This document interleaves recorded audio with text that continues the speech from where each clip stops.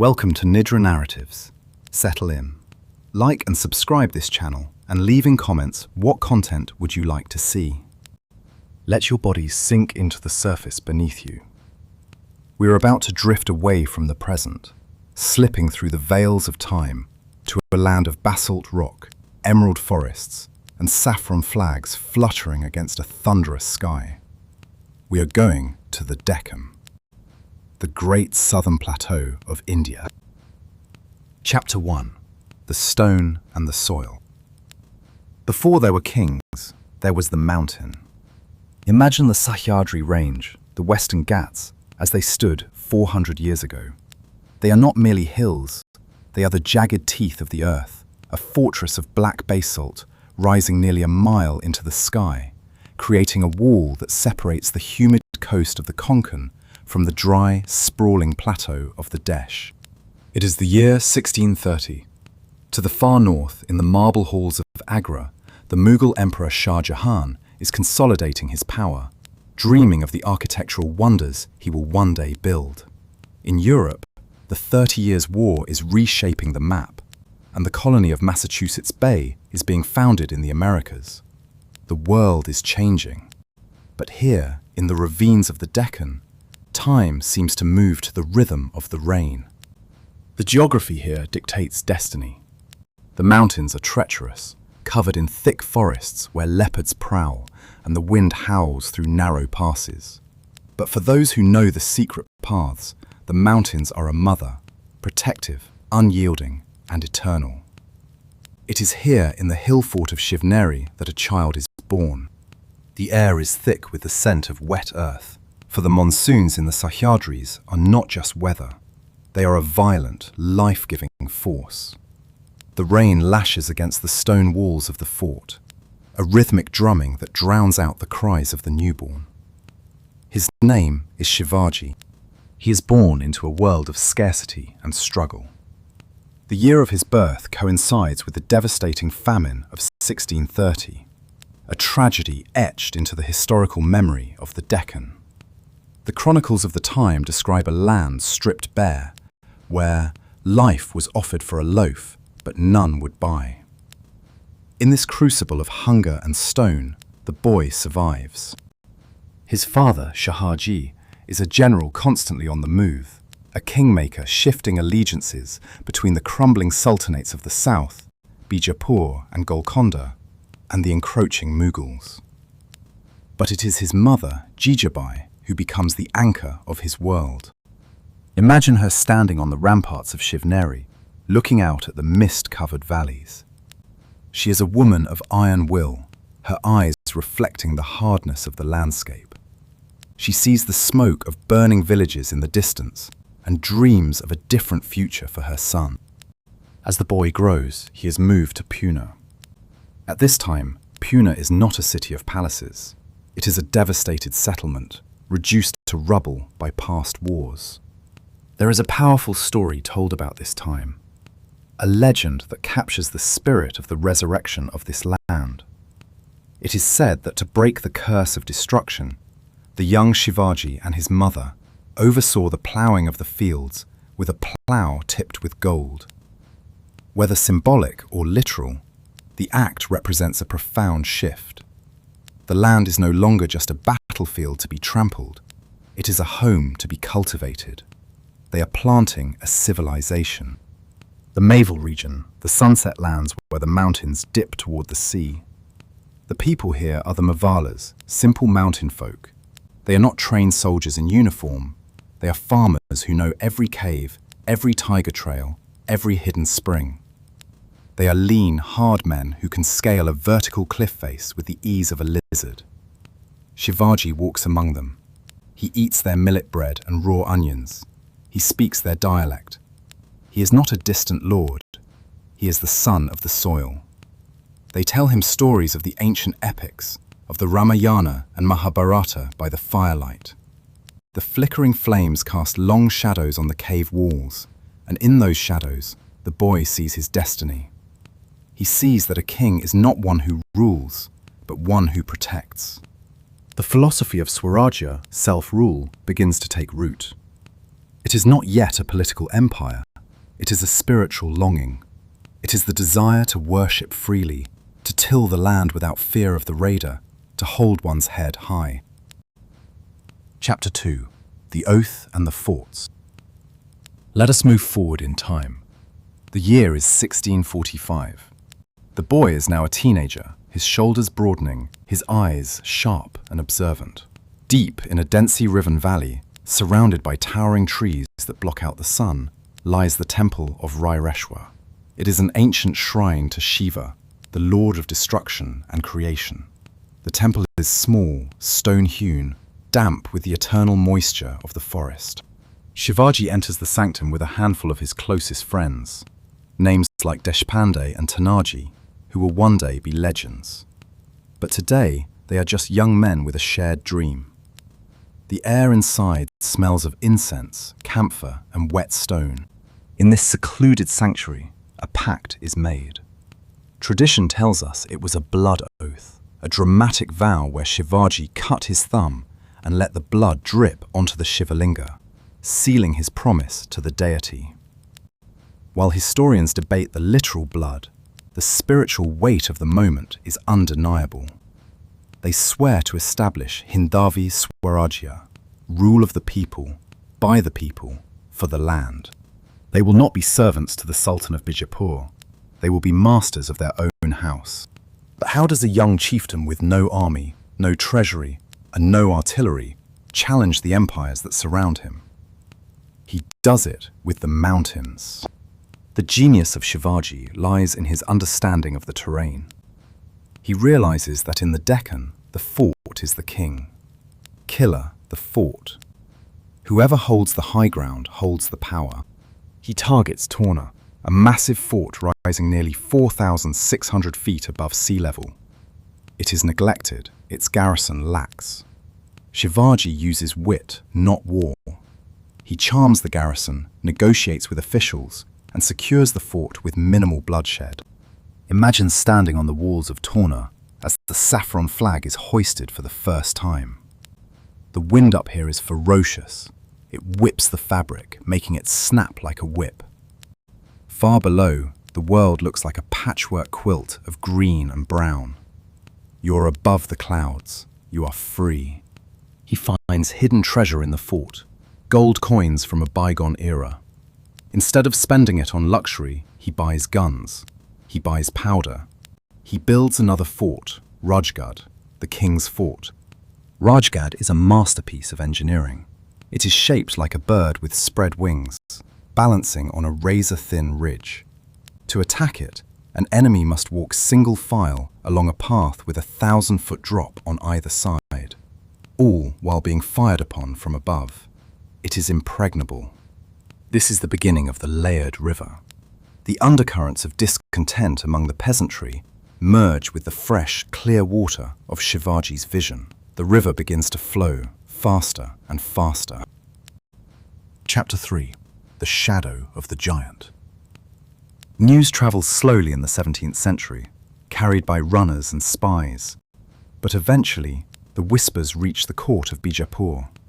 The Sultan, Muhammad Adil Shah, is powerful, and his court views this upstart with irritation.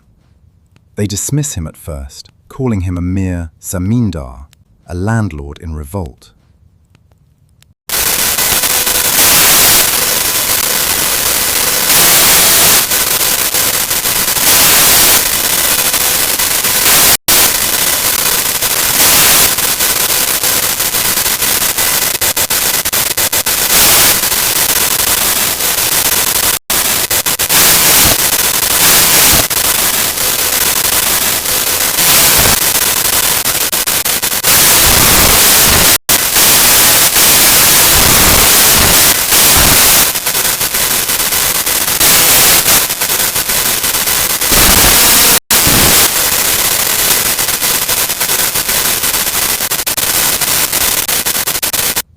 The Sultan decides to crush this rebellion. The years pass, 1650, 1655. While the English Civil War ends and Charles II is in exile, Shivaji is quietly consolidating. He captures Javali, a dense, tiger-infested valley controlled by a rival chieftain. This victory unlocks the path to the Konkan coast and the sea, but the storm is gathering. The year is 1659. The Sultan of Bijapur has died. The Dowager Queen, desperate to restore order, calls upon her most terrifying general, Afzal Khan. Visualize Afzal Khan. He is a giant of a man, famously strong and imposing. He travels in a palanquin of gold, surrounded by thousands of cavalry, elephants and cannons. He vows to bring back the rebel in chains, without even dismounting from his horse. As Khan's army marches from Bijapur, they leave a trail of destruction. They desecrate temples, including the holy shrines at Pandharpur and Tuljapur, trying to bait Shivaji into an open battle on the plains. Shivaji watches from the high walls of Pratapgarh. He feels the anger of his people, the hot, burning desire for revenge. But he is ice. He knows that if he descends to the plains to fight Khan's heavy cavalry, he will be slaughtered. He must bring the giant to the mountain. He feigns fear. He sends letters, humble and trembling, begging for forgiveness. "I am your servant," he writes. "I am afraid to come to you. Please, great Khan, come to me at the foot of Pratapgarh to accept my surrender." Khan, confident in his superior strength, takes the bait. He moves his massive army into the narrow, choking valleys of Javali. The jungle closes in. The heavy cavalry cannot maneuver. The elephants get stuck in the mud. The stage is set for a meeting that will echo through centuries. The date is November 10th, 1659. The sun is hidden behind thick clouds. The forest of Javali is silent, but it is a living silence.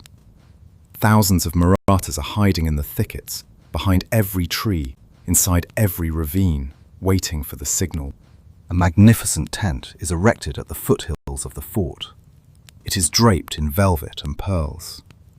Afzal Khan arrives, leaving his bodyguards behind, as agreed. He wears a tunic of fine muslin, but underneath, no armor. He is confident in his raw, physical power. Shivaji descends from the fort. He looks small compared to the Khan, but look closer. Under his white tunic, he wears a vest of chainmail. Upon his head, under the turban, is a steel helmet. In his left hand, concealed within his closed fist, is a weapon unique to this land. The bag nak, the tiger claws. 4 curved steel hooks attached to a crossbar worn like rings. In his right sleeve, a thin dagger, the bichwa, is hidden. They meet in the tent. The air is tense. The Khan opens his arms for a customary embrace, a gesture of peace that often hides treachery. Accounts of what happens next vary in detail, but the outcome is history. As they embrace, the tension snaps. Khan, realizing the deception, or perhaps attempting one of his own, tightens his grip, a vice-like hold intended to crush. He strikes with a dagger, but the blade grinds harmlessly against Shivaji's hidden chainmail. Clang! Shivaji reacts instantly. With his left hand, the tiger claws, he strikes, a short, upward ripping motion into the Khan's abdomen. Shivaji's men rush in. The signal horn blows, a long, haunting sound that echoes off the cliffs. Suddenly, the forest comes alive. The Marathas descend upon the trapped Bijapuri army like a landslide. It is not a battle, it is a rout. The invincible army is shattered in the dark woods. Shivaji stands amidst the chaos, breathing hard. He has not just killed a general, he has killed the fear of the empire. This victory sends a shockwave through India. In Agra, Aurangzeb, who has recently imprisoned his father Shah Jahan to take the throne, pauses his reading of state papers. He looks south. The insignificant rebel has become a lion. Chapter 4. The Night Raid on the Red Palace. As the adrenaline of the battle fades, let us pull back. The sun sets over the Sahyadris, painting the sky in hues of violent orange and bruising purple. The fires of the victory camps twinkle like stars on the dark earth. You are floating above it all, drifting north. Shivaji creates a new kind of state. He is not just a warlord. He is becoming a statesman. He bans the slave trade in his lands. He treats women of captured territories with absolute honor. There is a famous account of his soldiers capturing the daughter-in-law of the governor of Kalyan. She is said to be stunningly beautiful. The soldiers bring her to Shivaji, perhaps expecting a reward. Shivaji looks at her, bows his head, and says, "If my mother Jijabai were as beautiful as you, I would have been beautiful too." He sends her back to her family with gifts and an escort. This act travels faster than any army. It tells the common people that this is a different kind of rule. This is Dharma, righteousness. But the greatest test is yet to come. The Mughal Empire is a leviathan, a beast that consumes everything in its path. And now, the beast is turning its full attention to the Deccan. Aurangzeb sends his uncle, Shaista Khan, with a massive force to occupy Pune. They take over Shivaji's childhood home, the Lal Mahal, the Red Palace. Imagine the insult, the Mughal general sleeping in Shivaji's own bedroom, cooking in his mother's kitchen. For 3 years, Shivaji watches from the hills. He cannot fight this army in the open. He needs to send a message. It is a moonless night in April 1663. It is the holy month of Ramadan.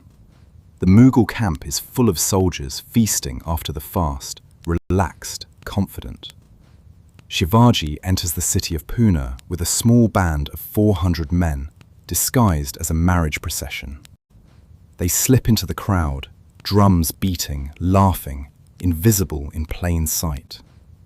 Deep in the night, while the camp sleeps, they strike. They break into the Lal Mahal. They know every corridor, every window. It is Shivaji's home, after all. They reach the bedroom. Shaista Khan wakes up in terror. The details of the encounter are swift and chaotic. In the confusion, Shivaji strikes with his sword. He misses the throat, but severs 3 of the Khan's fingers as the general flees through a window. The Mughals are in panic. The enemy was in their bedroom. He disappears into the night before they can even light their torches. Shaista Khan survives, but he is humiliated. He leaves Pune. The message is clear. You may occupy the land, but you will never sleep soundly on it. Drift now, let the excitement of the raid settle. The river of time flows on. The warrior must become a king. We left the story in the shadows of the Lal Mahal, with a daring escape that humiliated an empire. But a wounded empire does not sleep. It stirs, it hungers. As you breathe deeply, imagine the map of India. To the north, the Mughal colossus is turning its full, heavy gaze southward. To the west, the Arabian Sea crashes against the rocks, carrying ships laden with silver and spices. To the south, the crumbling sultanates are fading.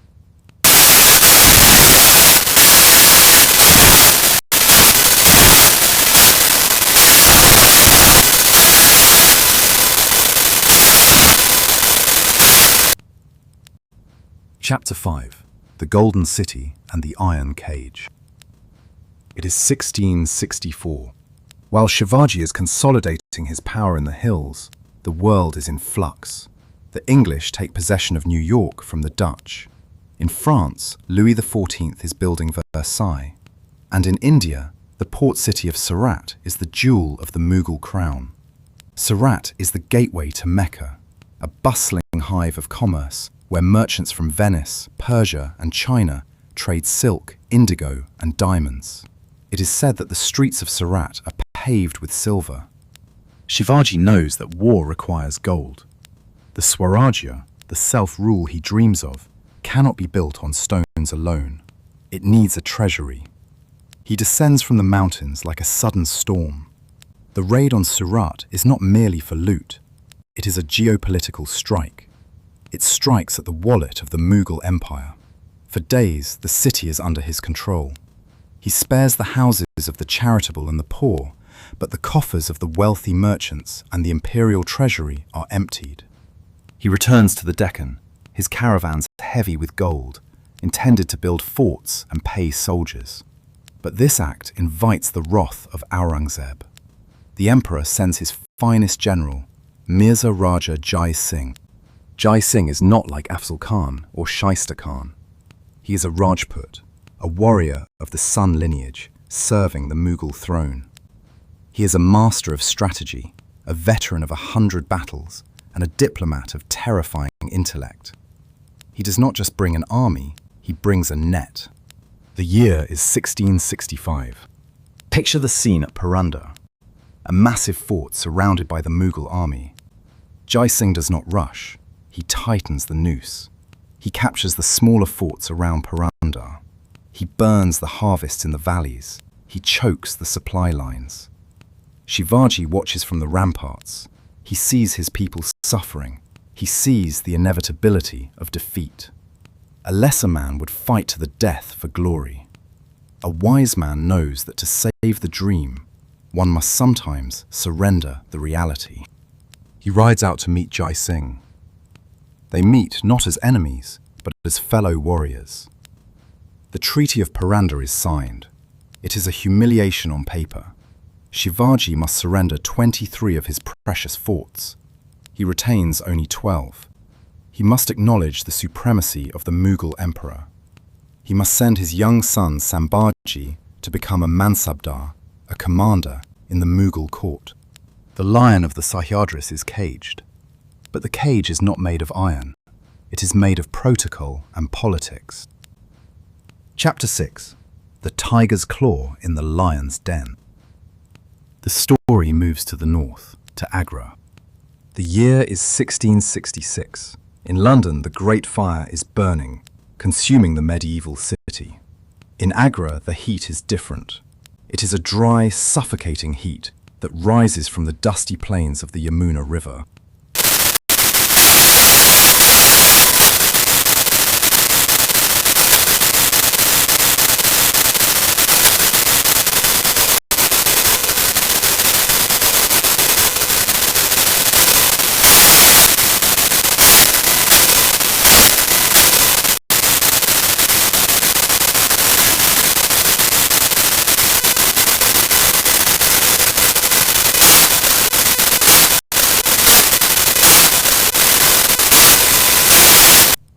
Shivaji enters. He expects to be treated as a king, or at least a powerful ally. Instead, he is made to stand in the third row of nobles, among men he has defeated in battle. He is ignored. The insult cuts deep. He turns his back on the throne, an act of unthinkable defiance, and walks out. He is placed under house arrest. The guest house becomes a prison. 5,000 soldiers surround the compound. There is no way out. The executioner's shadow looms over the garden walls. Months pass. The heat of Agra is oppressive. Shivaji feigns illness. He lies in bed, moaning in pain. He asks permission to send large baskets of sweets and fruits to the temples and the poor of the city as an offering for his health. Day after day, the baskets leave the house. Huge bamboo baskets, carried by porters on thick poles. At first, the guards check every basket. They poke their spears into the sweets. But routine is the enemy of vigilance. After weeks, the guards grow lazy. They wave the porters through. On August 17th, 1666, the baskets are prepared again. Shivaji and his son Sambhaji curl themselves into the tight, dark spaces of the baskets. They are covered with leaves and sweets. The bamboo creaks as they are lifted. Feel the swaying motion of the basket. The smell of mangoes and sweetmeats is overpowering. The darkness is total. You can hear the voices of the guards, the clanking of their armor just inches away. They pass the gate. They are carried through the bustling streets of Agra. They are set down in a secluded spot outside the city.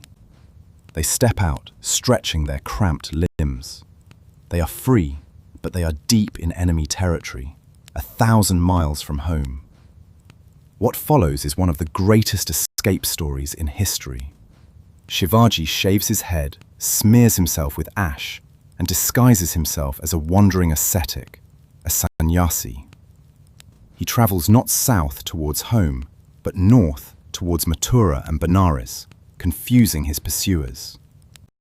He walks the dusty roads of India, chanting prayers, blending into the tapestry of pilgrims. It takes months, but one day a ragged monk appears at the gates of Rajgarh. His mother, Jijabai, looks into his eyes and sees her son. The eagle has returned to the nest. Chapter 7. The Lion's Sacrifice. The return is quiet, but the fire has been stoked. The peace treaty is shattered. Shivaji begins to reclaim his forts. One by one, the saffron flag rises again over the peaks. But there is one fort that remains elusive. Sinhagad, the Lion Fort. It stands on a precipice, its walls sheer drops of rock.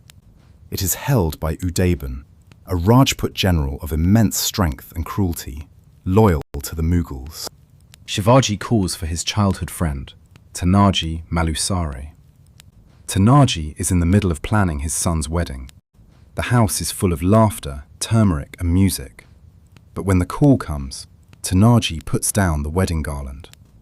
First the marriage of the fort, he says, then the marriage of my son. The night of the attack is pitch black. February 4th, 1670. Tanaji and 300 Mavalas stand at the base of the cliff. It is the Donagiri cliff, a vertical face that no one guards because no one believes it can be climbed. Legend says they used a monitor lizard, a gorpad, named Yashwanti, to secure the ropes. Whether by lizard or by sheer iron grip, the men ascend. They pull themselves up into the cold night air, silent as shadows. They crest the wall. The alarm is raised. The battle that follows is savage. It is close-quarters combat, swords, shields, and fists. Tanaji is a whirlwind. He loses his shield and wraps his turban around his left arm to ward off blows. He fights Udayban. Both leaders fall. Tanaji is mortally wounded. The Marathas waver. They look to the ropes to flee. But Tanaji's brother, Suryaji, cuts the ropes. "There is no retreat," he shouts. "Will you leave your father's body to be eaten by crows? Fight and die like men." Trapped on the edge of the abyss, the Marathas fight with the fury of the doomed. They capture the fort. When Shivaji arrives and sees the body of his friend, his victory turns to ash. He looks out over the valley, tears in his eyes. Gadala, Pansinagela. The fort is won, but the lion is lost. This grief is the mortar that binds the Maratha state. It is built on the sacrifice of men who loved the idea of freedom more than their own lives. Chapter 8. The Weight of the Crown. The years flow like the river Krishna, steady and wide. 1670, 1672, 1673. Shivaji is now the master of a vast territory. He has a navy, a standing army, a treasury, and a legal code. But in the eyes of the other kings of India, and specifically the Mughals, he is still just a zamindar, a landlord, a rebel. Without a formal coronation, his treaties have no legal standing. His subjects have no king. To be a sovereign, one must be anointed.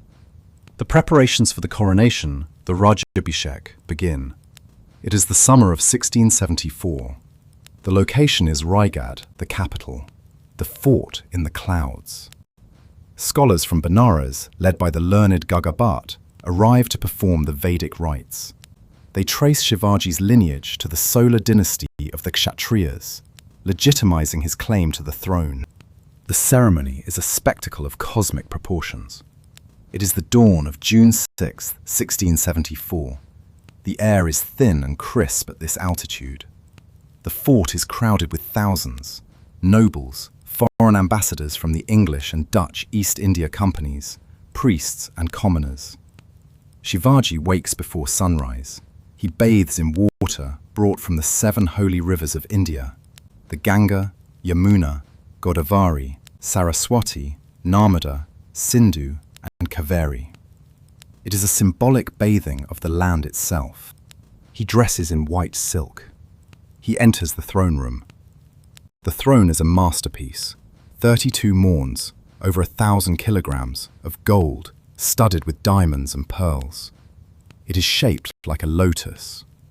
As he ascends the steps, the chanting of the Vedas vibrates through the stone floor. Om, Om.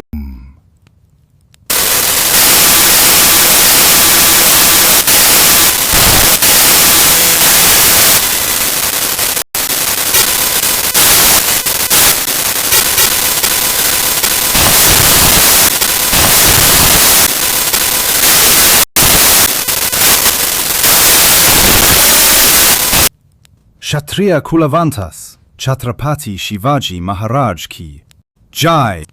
The roar of the crowd is deafening. It rolls down the mountain, echoing in the valleys below.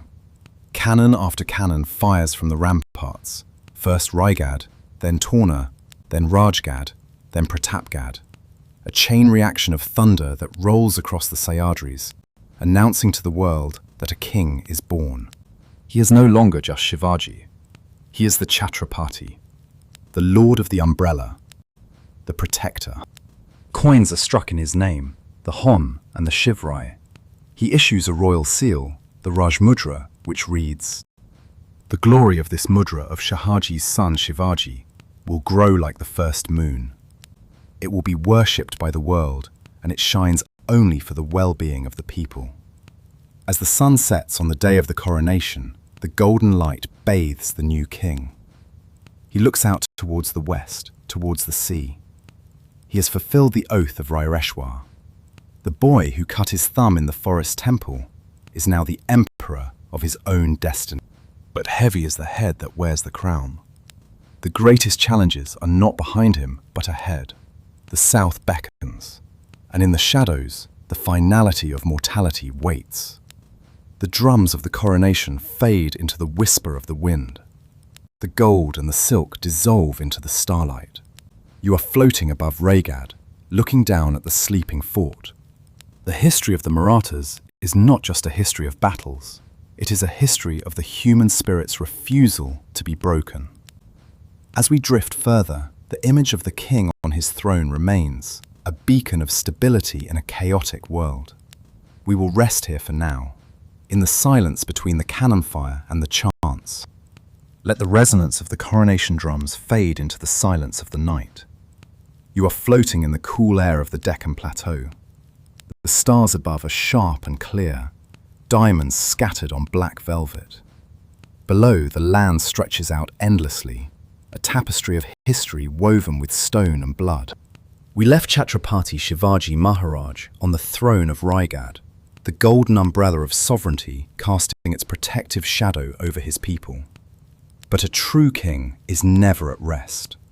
His eyes are not fixed on the ground beneath his feet, but on the horizon where the earth meets the sky.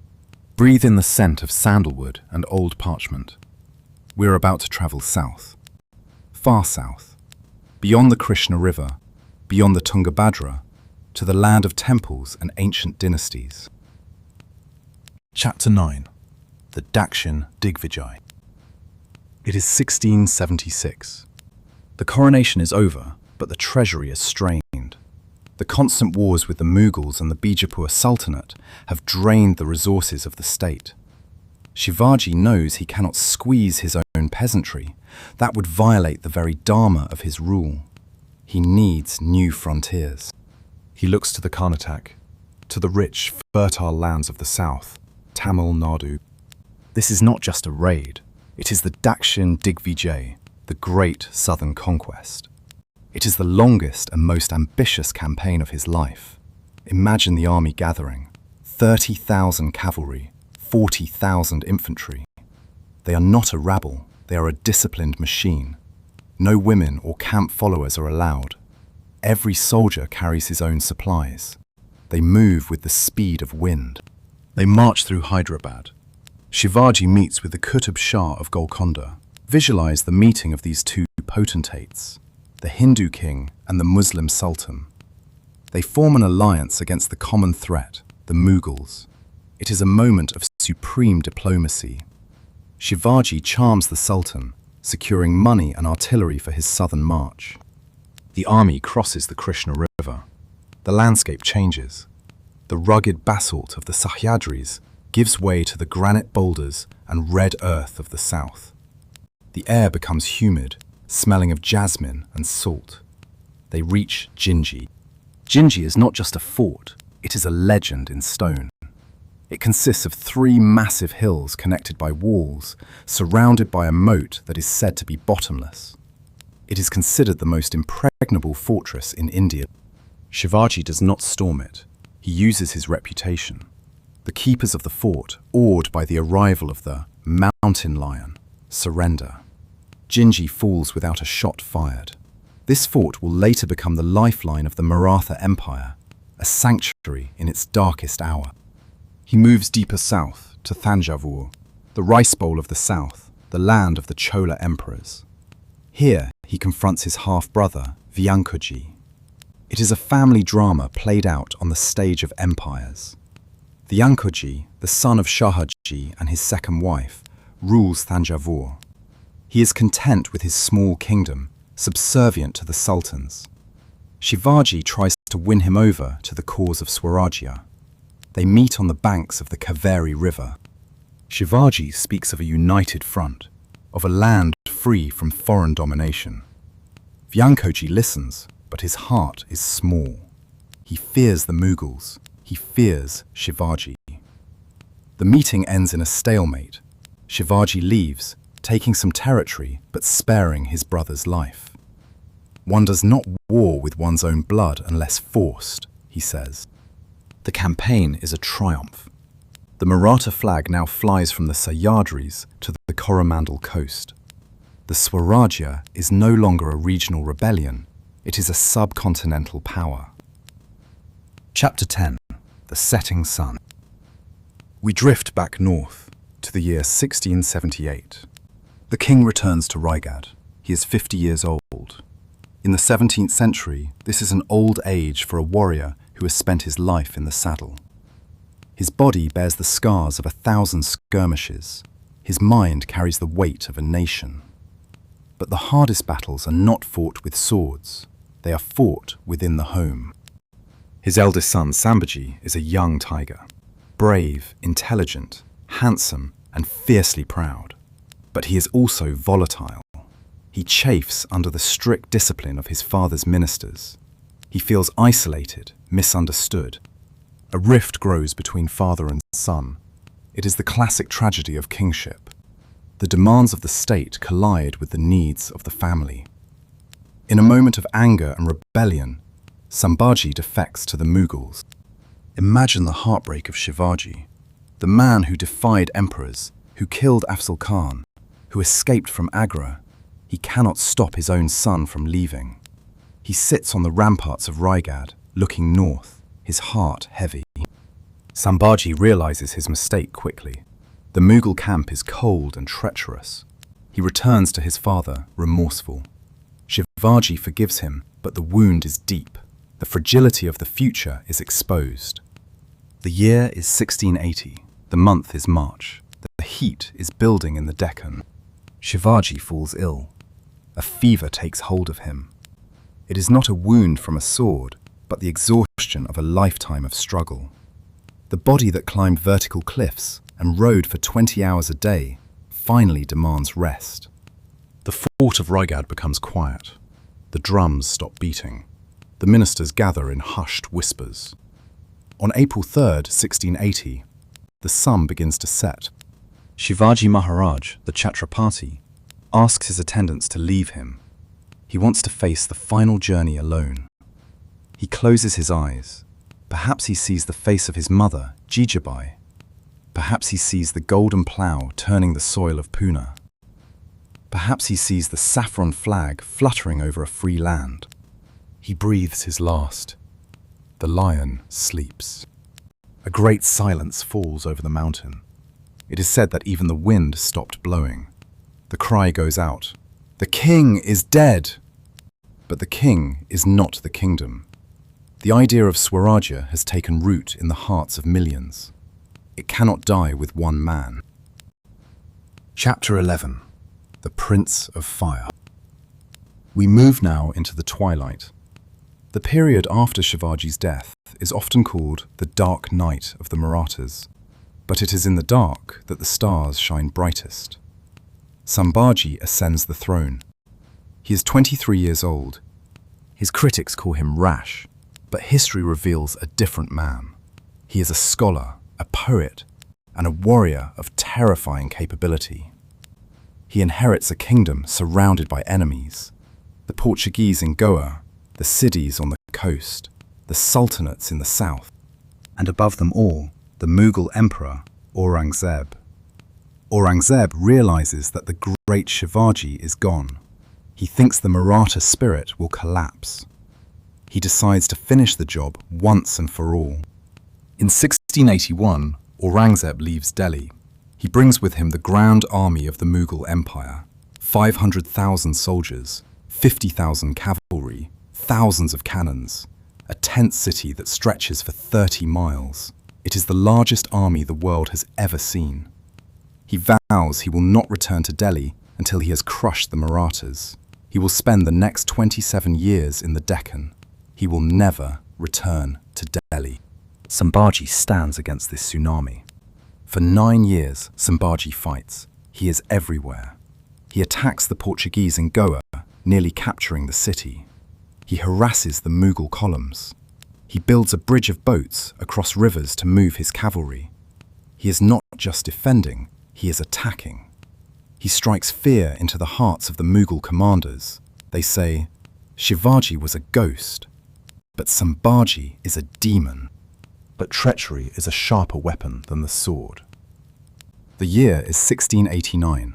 Sambhaji is resting at Sangameshwar, a small town in the Konkan, with his close friend and advisor, Kavi Kailash. He has just finished a minor skirmish and is off guard. A spy betrays his location to the Mughal general Mukarrab Khan. The Mughals launch a lightning raid. They traverse the difficult God Pass at breakneck speed. They catch Sambhaji by surprise. The battle is short and brutal. Sambhaji and Kavi Kailash are captured. They are dragged in chains to the Mughal camp at Bahadurgarh. Aurangzeb sits on his throne, waiting. He has waited 9 years for this moment. Sambhaji is brought before him. He is beaten, bloodied, but his head is held high. He wears a cap with bells, dressed as a clown in mockery. The Mughal soldiers jeer. Aurangzeb offers him a choice. Convert to Islam and accept my suzerainty, and I will spare your life. I will make you a great noble. Sambhaji looks at the emperor. He looks at the man who hunted his father, who wants to erase his people's identity. He laughs. He insults the emperor. He praises his own god, Mahadev. He demands the emperor's daughter in marriage as the price for his friendship. Aurangzeb is furious. He orders Sambhaji to be tortured. The details are harrowing, but we will view them from a distance, through the lens of history's respect. For weeks, Sambhaji is subjected to unspeakable pain. He does not beg. He does not break. With every wound, he becomes less a man and more a symbol. He becomes the personification of resistance. On March 11th, 1689, he is finally beheaded. His body is cut into pieces and thrown into the river. Aurangzeb thinks he has won.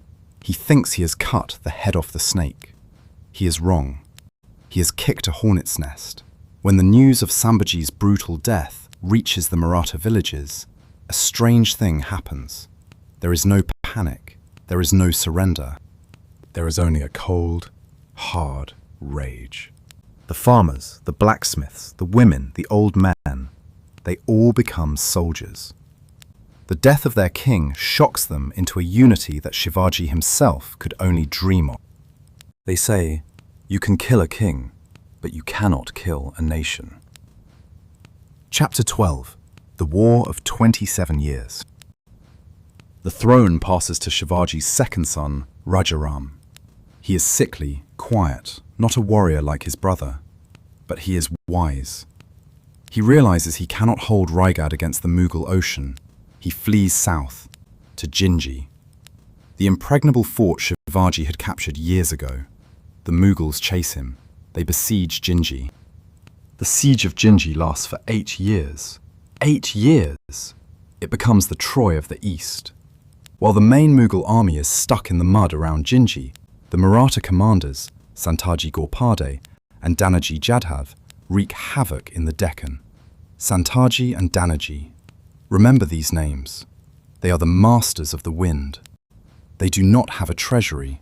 They do not have a capital. They live on their horses. They sleep under the sky. They strike the Mughals where they are weakest.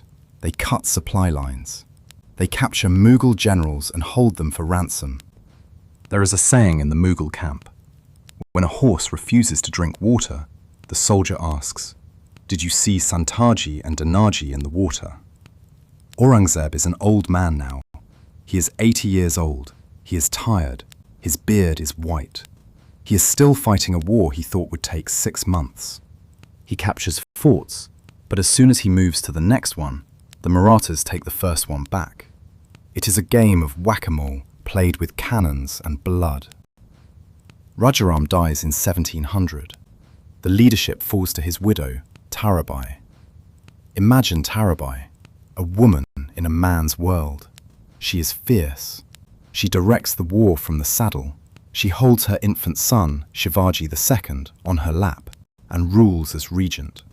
She rallies the commanders. She proves that the Maratha spirit is not gendered, it is elemental. The year is 1707. Aurangzeb is dying. He lies in his tent at Ahmednagar. He is 90 years old. He looks back at his life. He has expanded the Mughal Empire to its greatest extent, but he has hollowed it out from the inside. The treasury is empty. The soldiers are mutinous. The administration has collapsed. He writes in his final letters, "I came alone, and I go as a stranger. I do not know who I am, nor what I have been doing." He dies. With his death, the Mughal Empire begins its slow, agonizing death spiral. The dam breaks. The Marathas swarm north. They are no longer rebels, they are conquerors. The saffron flag, which started in the small caves of Pune, is now ready to fly over the Red Fort in Delhi. The storm of the 27-year war settles. The dust clears. The landscape of India has changed forever. The Mughals are a setting sun. The Marathas are the rising moon. Feel the shift in power. It is palpable. The resilience of a people who refuse to kneel has reshaped the destiny of a subcontinent. We are drifting towards a new era, the era of the Peshwas, the era of the prime ministers who will become emperors in all but name. Chapter 13. The Shark of the Conquest. Let's take an interesting detour. The year is 1698. While the land armies of the Marathas are fighting the Mughal giant in the interior, a different kind of war is being waged on the water. The Europeans, the British East India Company, the Portuguese, the Dutch, believe the sea belongs to them. They carry heavy cannons on massive oak ships. They demand kartars, passes, from every Indian trader. They believe the Indian Ocean is their private lake. But there is a man who disagrees. He does not wear a crown of gold. He wears a simple red turban, salt-stained and faded. He stands on the deck of a ship, his legs bracing against the roll of the waves. His name is Kanoji Angre, and he is about to become the first true admiral of an Indian navy. Kanhoji is not born a prince, he is born a sailor. His father was a commander under Shivaji, but Kanhoji is something more. He understands the sea not as a barrier, but as a road. Visualize the ships of the Maratha Navy. They are not the lumbering giants of the British, deep-drafted and slow. They are Gurabs and Galbats. They are shallow-drafted, sleek and dangerous. They sit low in the water. They can sail into the shallow creeks and estuaries where the heavy European ships cannot follow. Kanhoji bases himself at Vijay-Durg, the Victory Fort. Imagine Vijay-Durg. It stands at the mouth of the Vagatan River. It is a fortress that grows out of the sea itself. Its walls are 40 feet high, built of laterite stone that hardens when exposed to salt and air. At high tide, the sea surrounds it on 3 sides, isolating it from the land. It is a floating castle. The British call him a pirate. It is a convenient label for a man who refuses to bow. Kanhoji calls himself the Sarkel, the admiral of the Maratha fleet. He issues his own passes. If a British ship wants to trade in his waters, they must pay him tax. If they don't, he takes their ship. The British are furious. They are the masters of the global oceans. They defeated the Spanish Armada. How can a native chief challenge them? They send expedition after expedition. In 1718, the British governor of Bombay, Charles Boone, decides he has had enough. He assembles a massive fleet, the flagship Maurice, the Defiance, the Europa, floating batteries of death. They sail down the coast to bombard Vijay-Durg. Picture the scene. The British ships form a line of battle. They unleash a storm of iron. Boom, boom, boom. The smoke obscures the sun. But Kanhoji is not there to be hit. His ships are small targets. They dart in and out of the smoke. They fire at the rigging, at the rudders. They lure the British ships closer to the shore. The British do not know the waters. They do not know the hidden rocks. Their heavy ships run aground. The Maratha soldiers swarm out in small boats, muskets firing. The invincible Royal Navy is forced to retreat, humiliated. Kanhoji stands on the ramparts of Vijay-Durg, watching the white sails limp away over the horizon. He has proved a point that echoes through history. Technology is nothing without terrain, and the sea is his terrain. Kanhoji Angry creates a blue water navy long before the term exists.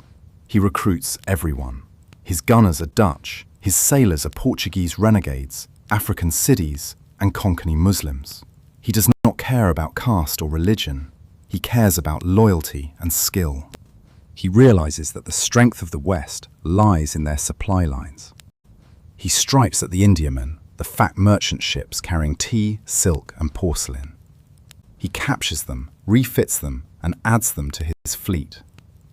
For 33 years, Kanhoji Angre remains undefeated. 33 years. The British ally with the Portuguese. They ally with the Dutch. They even try to ally with the Peshwa against him, a tragic chapter of internal politics. But the sea wolf endures. He dies in 1729, in his bed, listening to the sound of the waves. He leaves behind a legacy that is often forgotten, that India was once a naval power. We have left the era of the mountain forts. The war of defense is over. The lion has broken the cage. The year is 1707. The Mughal Emperor Aurangzeb is dead. The great colossus that cast a shadow over India for half a century has fallen. In Delhi, the marble halls are filled with whispers and fratricide. The throne is a revolving door of weak princes. In the Deccan, a new dawn is breaking. Shahu Maharaj, the son of the martyred Sambhaji, who was held captive by the Mughals for 18 years, returns home. He does not return with anger, he returns with a vision. But he finds a land divided. His aunt, Tarabai, the warrior queen who kept the flame alive, challenges his claim. A civil war looms. But history often pivots, not on the sword of a king, but on the mind of a minister. Enter the era of the Peshwas. Chapter 14. The Architect and the Pen. Imagine a man walking into the court of Shahu. He is not a giant warrior with a chest like a shield. He is lean, sharp-eyed, wearing the simple white robes of a Brahmin from the coast. His name is Balaji Vishwanath. He is a Chitpavan Brahmin from the Konkan coast, men known for their piercing intellect and administrative genius. He sees that the Maratha state cannot survive on plunder and guerrilla raids alone. It needs a spine. It needs a system. Balaji Vishwanath becomes the Peshwa, the Prime Minister. He does what the sword could not. He travels to Delhi in 1719, not to burn it, but to negotiate. He walks through the Red Fort, past the Peacock Throne, observing the decay of the Mughal court. He sees the Syed brothers, the kingmakers, who are holding the puppet emperor together. He strikes a deal that reverses the flow of history. He returns to the Deccan with a sanad, a royal decree. It grants the Marathas the right to collect chauth, 25% of revenue, and Sardeshmukhi, an additional 10%, from the 6 Mughal provinces of the Deccan. Think of what this means. The Marathas are no longer rebels hiding in the hills. They are now the legal landlords of the empire. The Mughals have effectively signed over their wallet to the people they tried to crush. Balaji creates a confederacy. He realizes that he cannot rule every village from a single throne. So he empowers the great families, the Holkars of Indore, the Scindias of Gwalior, the Gaikwads of Baroda, the Bonsleys of Nagpur. He gives them territory and says, "Go, conquer, administer, but remember, the saffron flag unites us." It is a masterstroke of federalism. It turns the Maratha state into a hydra. Cut off one head and 4 more appear. But Balaji is old. In 1720, he passes away. The architecture is in place, but who will live in the house? Shahu Maharaj looks at his court. The veterans, the old generals, expect the title of Peshwa to go to an experienced hand. But Shahu looks at a young man standing in the corner. He is barely 20 years old. He is tall, fair, with eyes that seem to burn with an inner fire. He has the restless energy of a leopard. His name is Bajirao. Chapter 15. The Thunderbolt. Bajirao the First. The name itself sounds like a crack of lightning. The older ministers protest. He is a boy. He knows nothing of diplomacy. Shahu asks the young man, "What is your policy?" Bajirao steps forward. He does not speak of defense. He does not speak of holding forts. He speaks of the north. Let us strike at the trunk of the withering tree, and the branches will fall off themselves. He means the Mughal Empire. He sees it is rotting from the inside.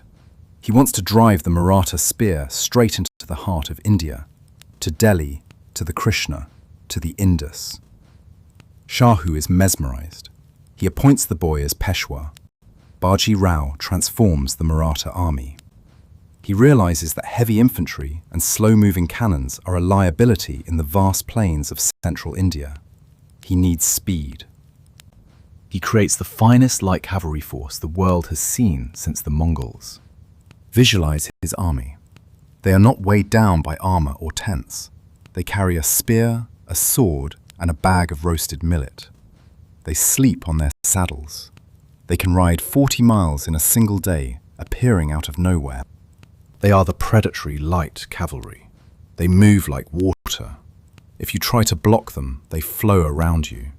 If you try to catch them, they evaporate. Bajirao fights 41 major battles in his 20-year career.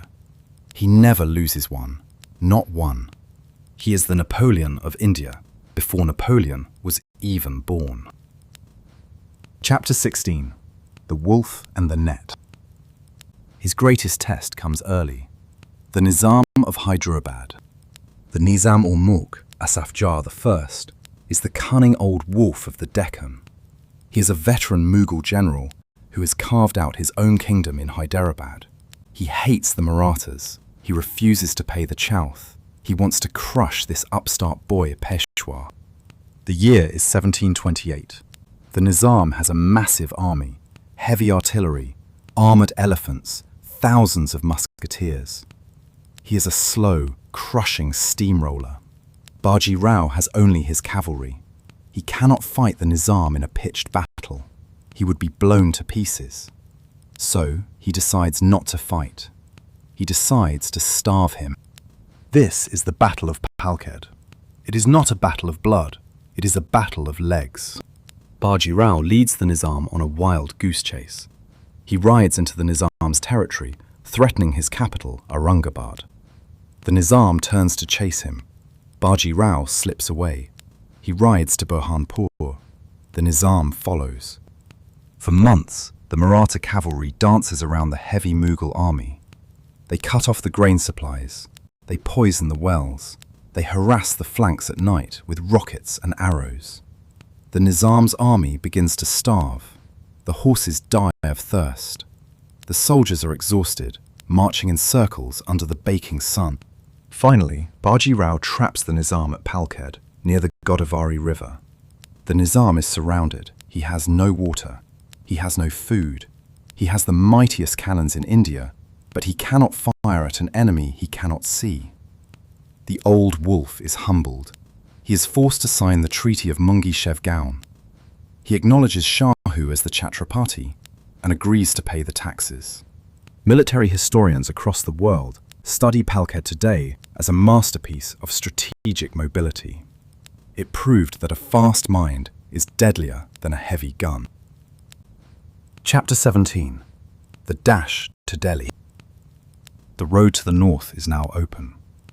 The 1730s are a blur of motion. The Maratha hoofbeats are heard in Malwa, in Gujarat, in Bundelkhand. In Bundelkhand, the aging king Chhatrasal is besieged by a Mughal general.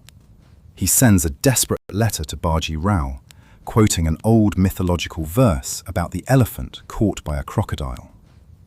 Know that the honor of the Bundelas is now yours. Bajirao does not hesitate. He rides. He saves Chhatrasal. In gratitude, the old king adopts Bajirao as his son and gives him a third of his kingdom. It is here that Bajirao meets Mastani. Their story is one of romance and controversy, a Muslim princess and a Brahmin prime minister. But we focus on the political reality. This alliance cements Maratha power in central India. But the ultimate prize, the symbol of power, is still Delhi. In 1737, the Mughal Emperor Muhammad Shah Rangila, the Colourful, is tired of these Maratha raids. He sends a massive army under his best generals to crush Bajirao. They boast that they will bring the Peshwa back in chains. The Mughal army moves south to Mathura, blocking the main road. They wait for Bajirao to attack. Bajirao laughs. Why should I fight them where they are strong? He does the unthinkable. He bypasses the Mughal army entirely. He takes a secret route through the hills of the Jats. He rides 300 miles in 48 hours.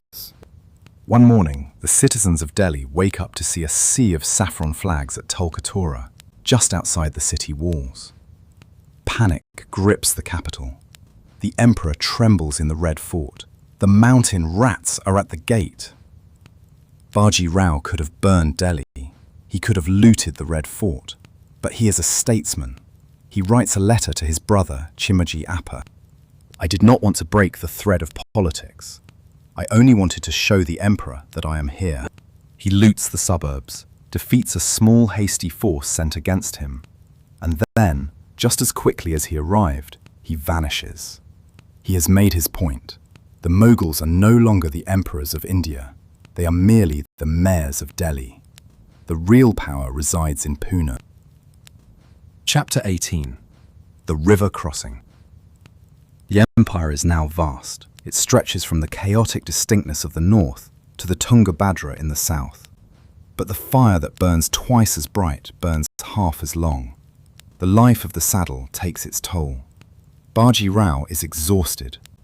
He has spent 20 years sleeping on the ground, eating dust, planning campaigns. In April 1740, he is camped at Ravakedi on the banks of the Narmada River. He is only 39 years old. He falls ill. A sudden violent fever, perhaps heat stroke, perhaps exhaustion. He lies in his tent, listening to the river flow. The Narmada, the river that divides the north from the south. The river he crossed so many times to weave the nation together. He calls for his wife, Kashibai. He calls for his loyal officers. As he takes his final breath, the soldiers outside stand in silent vigil. They know that the thunderbolt has struck its last. Bajirao dies as he lived, in a camp, under the open sky, amidst his men and his horses. He leaves behind a legacy that is terrifying in its scale. He found a small kingdom, he left an empire. He found a defensive mindset, he left a psychology of conquest. But with great expansion comes great fragility. The Confederacy is powerful, but it is loose. The generals, Scindia, Holkar, Gaikwad, are becoming kings in their own right. And far to the northwest, beyond the Indus, a new storm is gathering. A storm named Ahmad Shah Abdali. The pyre of Bajirao burns on the banks of the Narmada. The smoke rises, drifting north, a harbinger of the conflicts to come. The era of the unbeatable Maratha is at its zenith. The map of India is saffron, but the seeds of the greatest tragedy in Indian history are being sown. As we drift away from the riverside, let the sound of the rushing water soothe you. The empire is at peace, for now. The horses are grazing, the swords are sheathed. Rest in this moment of supreme power. We have travelled a long road together, from the rain-soaked birth of a boy in a hill fort to the thundering hooves of the finest cavalry in Asia. Now we stand at the summit. The year is 1758. Imagine a map of the Indian subcontinent unrolling before your eyes. It is vast, diverse, a tapestry of 1,000 colours. And across this map, a single colour dominates: saffron. The Maratha Empire is no longer a regional power, it is the paramount power. The Swarajya that Shivaji dreamed of in the caves of Pune now stretches from the Bay of Bengal in the east to the Indus River in the west.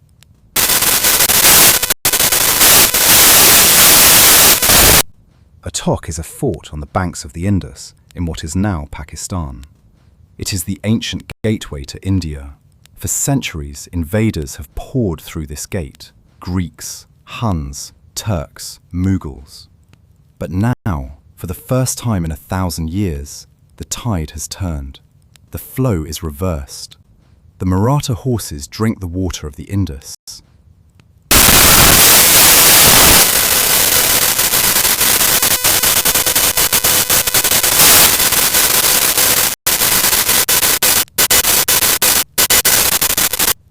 But history teaches us one cruel lesson. When you're at the peak, the only way is down. And the higher you climb, the thinner the air becomes. Chapter 19. The Gathering Storm. In Pune, the capital has transformed. It is no longer a warrior's camp. It is a city of palaces, temples, and fountains. The current Peshwa is Balaji Bajirao, known affectionately as Nana Saheb. He is the son of the thunderbolt, Bajirao I. Nana Saheb is an administrator, a builder, a man of culture. Under his rule, trade flourishes. The grand Shaniwar Wada Palace grows, its teak pillars carved with intricate designs, its floors cool and polished. But while Pune sleeps in the comfort of its golden age, a storm is gathering in the northwest. Ahmad Shah Abdali. He is the king of the Afghans. He is not a mere raider, he is a military genius, a veteran who learned the art of war under the Persian conqueror Nader Shah.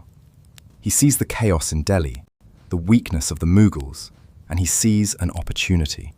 He invades, he captures Punjab, he strikes at the heart of the north. The weak Mughal emperor in Delhi sends a desperate plea to Pune. "Save us! You are the protectors of India now." The Peshwa responds. He does not send a small raiding party, he sends the grand army. It is 1760. Visualize the army assembling. It is a moving city. There are 40,000 heavy cavalry, the elite of the Deccan. There are thousands of infantry under Ibrahim Khan Gadi, a brilliant artillery commander trained by the French. He brings heavy cannons, the lightning throwers. But there is a fatal flaw. This is not the lean, hungry army of Shivaji or Bajirao. It is bloated. Along with the soldiers come pilgrims, tens of thousands of women, children, and elderly people. They believe that with the mighty army protecting them, they can safely visit the holy sites of the north, Mathura, Kashi, Kurukshetra. The army is commanded by Sadashivrao Baul. He is a cousin of the Peshwa, a stern, disciplined man. He is a brilliant administrator, but he is weighed down by the sheer size of this caravan. They march north. It is a spectacle of grandeur. Elephants draped in gold cloth, banners fluttering, the ground shaking. They capture Delhi with ease. They strip the silver ceiling of the Diwani Khas to pay the troops. But they are far from home. The north is cold. The local Rajput and Jat kings, alienated by years of Maratha tax collection, stand aloof. The Marathas are alone in a foreign land. Chapter 20. The Black Mango Tree. The two armies meet at Panipat. It is a name that haunts Indian history. Panipat, a flat, dusty plain north of Delhi, where the fate of India has been decided 3 times. This is the 3rd time. On one side, the Afghan army of Abdali, rugged, disciplined, mobile. They have the support of the Rohillas, local chieftains who know the land.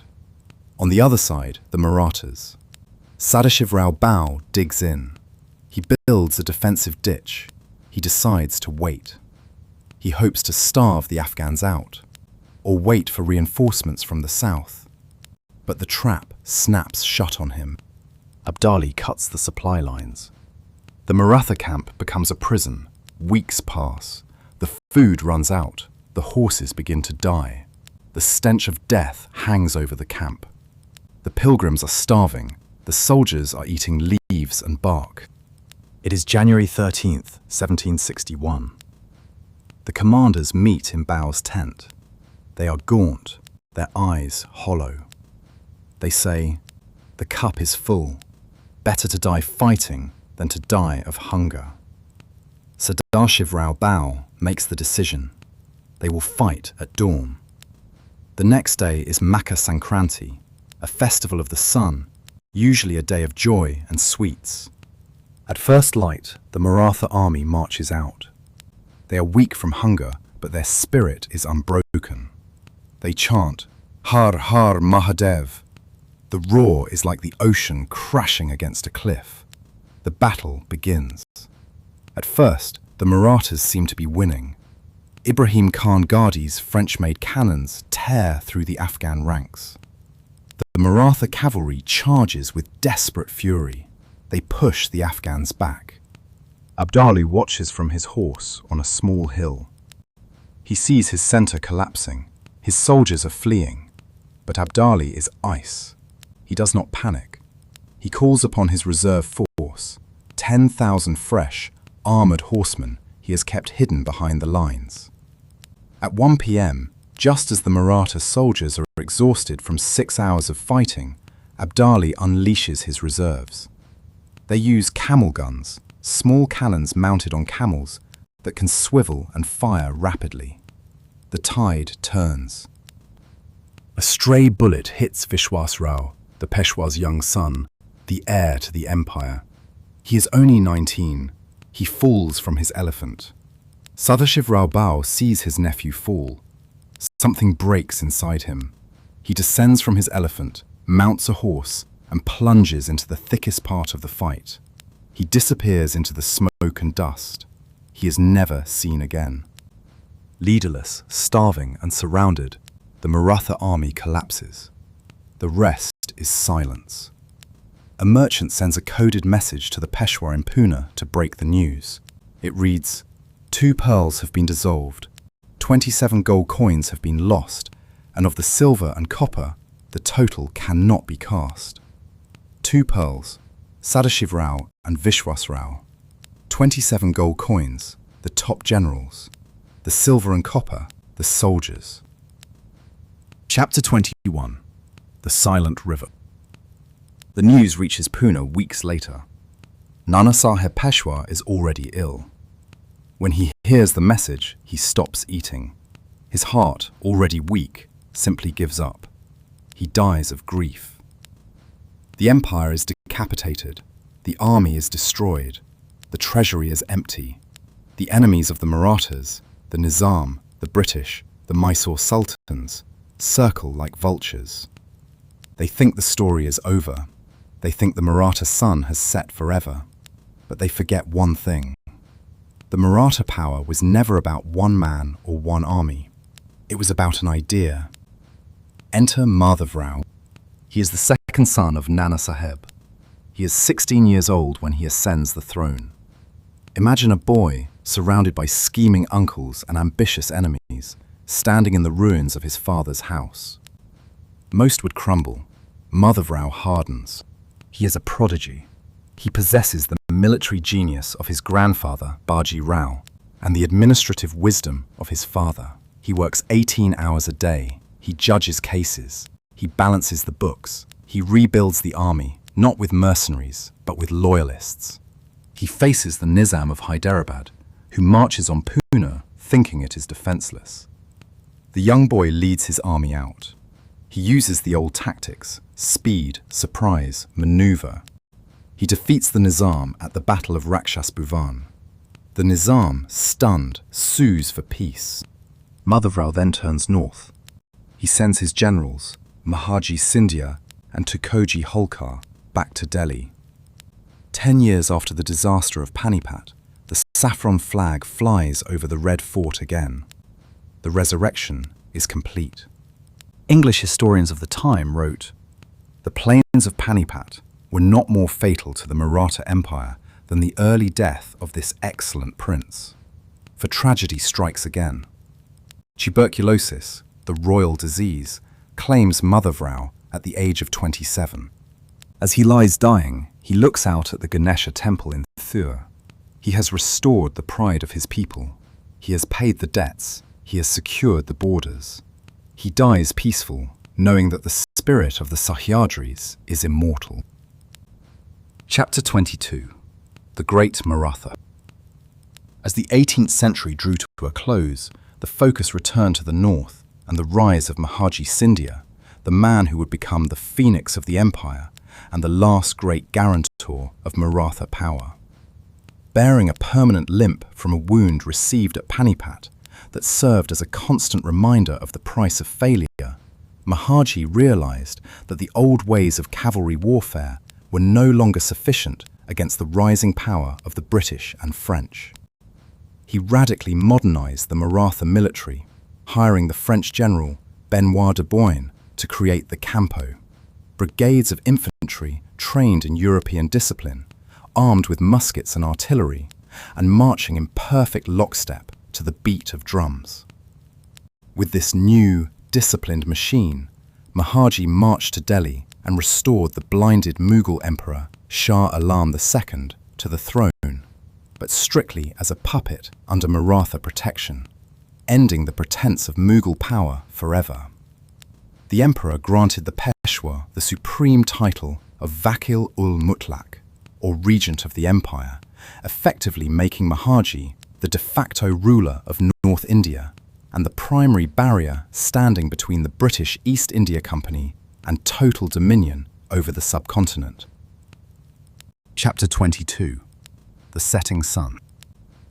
Time, however, is a relentless tide that eventually erodes even the strongest stone, and the death of Mahaji Scindia in 1794 marked the beginning of the final end. With him fell the last great pillar of unity, leaving the empire to fracture under the weak and paranoid leadership of the new Peshwa, Bajirao II, who feared his own generals more than he feared the foreign enemy. The great families of Scindia, Holkar and Bhonsle began to turn on one another, bleeding the state dry in a series of civil wars that the British watched with patient anticipation, waiting for the tiger to wound itself before they struck. By 1818, during the Third Anglo-Maratha War, the divided and leaderless Maratha armies fought with desperate bravery at battles like Koregaon and Ashti. charging the British lines with the courage of their ancestors. But they were ultimately undone by a lack of central strategy and the technological superiority of the Redcoats. On June 3, 1818, the Peshwa surrendered, and the saffron flag was lowered from the Shaniwar Wada in Pune, marking the end of an era as the Union Jack rose to signal the dawn of the British Raj. Chapter 23. The river flows on. But history is not merely a record of who sits on the throne. It is a river that flows through the heart of a people, surviving long after the forts have crumbled and the cannons have rusted into the earth. As you drift away from the smoke of the cannons and the noise of the battles, float high above the Sahyadri mountains where this journey began, and look down at the silent sentinels of black stone that still crown the peaks. The moss has covered the walls of Raigad and Shivneri, and the wooden gates have rotted away. But the spark of Swarajya, the dream of self-rule, went underground, travelling through village songs and fireside stories to feed the roots of the freedom struggle that would rise again in the future. You have walked with kings who ploughed the earth, sailed with admirals who defied empires, and prayed with queens who built temples, witnessing a resilience that cannot be extinguished by defeat. Let the images fade into soft colours of saffron and gold as the river merges with the sea and the story merges with your dreams, carrying you into a deep and restful silence. Good night.